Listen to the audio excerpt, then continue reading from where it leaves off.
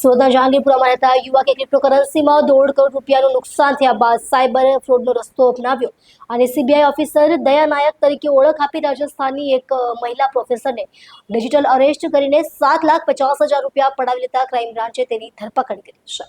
આ આરોપીનું નામ હિતેશ પ્રવીણચંદ્ર દોઢિયાવાલા છે, જે જહાંગીરપુરા વિસ્તારમાં રહે છે। સુરત ક્રાઇમ બ્રાન્ચે બાતમીના આધારે સાંઈ પૂજન એપાર્ટમેન્ટમાંથી પકડી પાડ્યો હતો। આરોપીએ તારીખ 30 ઓગસ્ટ 2025ના રોજ અજમેરની મહિલા પ્રોફેસરને અજાણ્યા નંબર પરથી ફોન કર્યો અને પોતાને સીબીઆઈ અધિકારી તરીકેની ઓળખ આપી હતી। ફોનમાં આરોપીએ મહિલાને કહ્યું કે તેના નામે સિમ કાર્ડ ઇસ્યુ થયું છે, જેનો ઉપયોગ સેક્સ્યુઅલ હેરેસમેન્ટના મેસેજ મોકલવા માટે થયો છે અને આ મામલો સુપ્રીમ કોર્ટ સુધી પહોંચ્યો છે, તેથી તે મુખ્ય આરોપી છે અને તેની સામે કાર્યવાહી થવાની છે। આરોપીએ મહિલાને વિડીયો કોલ કરીને પોતાને દયા નાયક તરીકે રજૂ કર્યો અને ડિજિટલ અરેસ્ટ કર્યો હતો।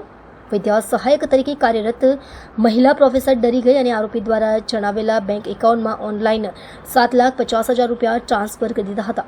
પોલીસ તપાસમાં જાણવા મળ્યું કે હિતેશને અગાઉ ક્રિપ્ટો ટ્રેડિંગમાં 1.5 કરોડ રૂપિયાનું મોટું નુકસાન થયું હતું। આ નુકસાની ભરવા માટે તેણે સાયબર ફ્રોડનો માર્ગ અપનાવ્યો હતો।